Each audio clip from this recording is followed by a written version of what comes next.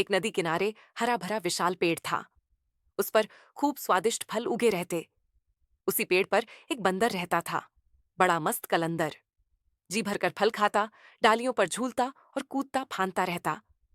उस बंदर के जीवन में एक ही कमी थी कि उसका अपना कोई नहीं था। माँ बाप के बारे में उसे कुछ याद नहीं था।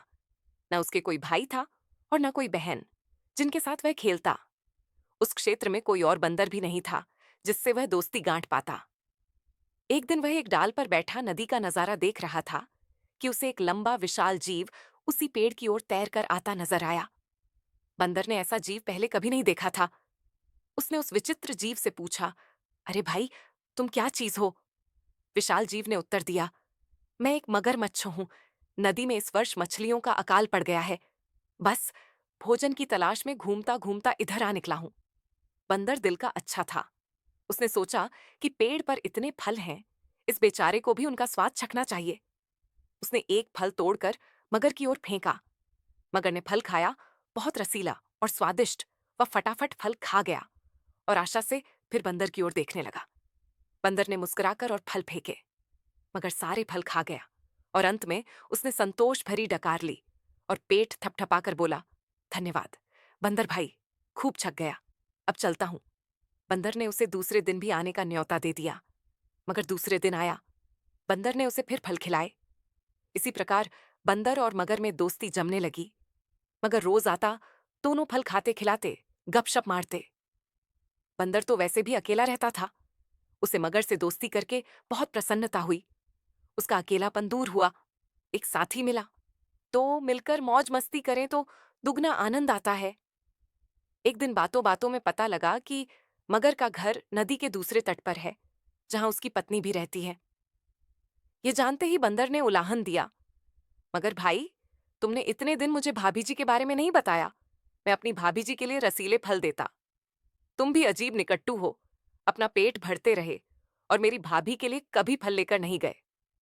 उस शाम बंदर ने मगर को जाते समय ढेर सारे फल चुन चुन कर दिए। अपने घर पहुंचकर मगरमच्छ ने वह फल अपनी पत्नी मगरमच्छनी को दिए।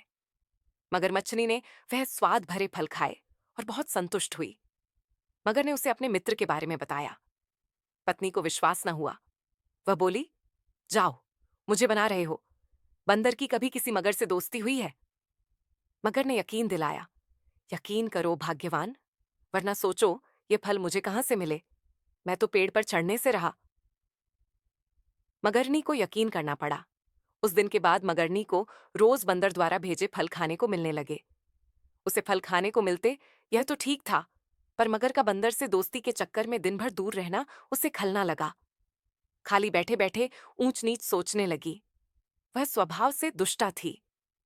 एक दिन उसका दिल मचल उठा, जो बंदर इतने रसीले फल खाता है, उसका कलेजा कितना स्वादिष्ट होगा। अब वह चालें सोचने लगी। एक दिन मगर शाम को घर आया तो उसने मगरनी को कराहते पाया। पूछने पर मगरनी बोली, मुझे एक खतरनाक बीमारी हो गई है। वैद्य जी ने कहा है कि यह केवल बंदर का कलेजा खाने से ही ठीक होगी। तुम अपने उस मित्र बंदर का कलेजा ला दो। मगर सन्न रह गया। वह अपने मित्र को कैसे मार सकता है? नन, ये नहीं हो सकता। मगर को इनकार में सिर हिलाते देखकर मगरनी जोर से हाय हाय करने लगी, तो फिर मैं मर जाऊंगी।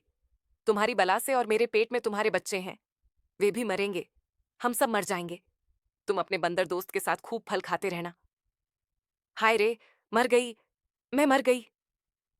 पत्नी की बात सुनकर मगर सिहर उठा। बीवी बच्चों के मोह ने उसकी अकल पर पर्दा डाल दिया। वह अपने दोस्त से विश्वासघात करने, उसकी जान लेने चल पड़ा। मगरमच्छ को सुबह सुबह आते देखकर बंदर चकित हुआ। कारण पूछने पर मगर बोला, बंदर भाई, तुम्हारी भाभी बहुत नाराज हैं।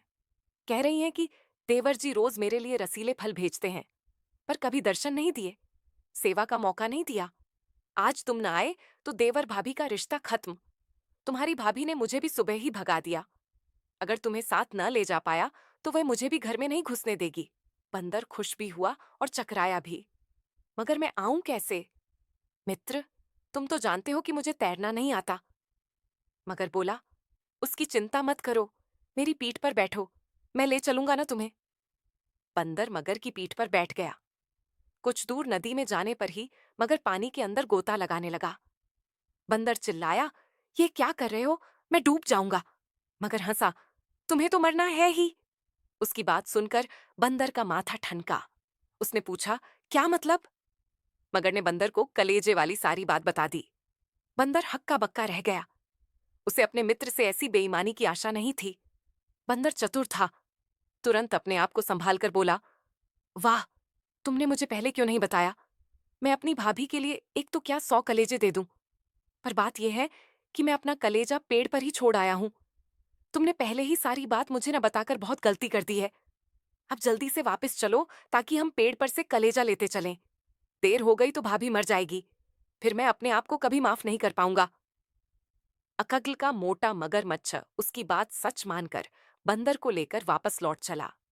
जैसे ही वे पेड़ के पास पहुंचे, बंदर लपक कर पेड़ की डाली पर चढ़ गया और बोला, मूर्ख, कभी कोई अपना कलेजा बाहर छोड़ता है? दूसरे का कलेजा लेने के लिए अपनी खोपड़ी में भी भेजा होना चाहिए। अब जा और अपनी दुष्ट बीवी के साथ बैठकर अपने कर्मों को रो। ऐसा कहकर बंदर तो पेड़ की टहनियों में लुप्त हो गया और अकद्ल का दुश्मन मगरमच्छ अपना माथा पीटता हुआ लौट गया। सीख 1। दूसरों को धोखा देने वाला स्वयं धोखा खा जाता है। 2। संकट के समय बुद्धि से काम लेना चाहिए।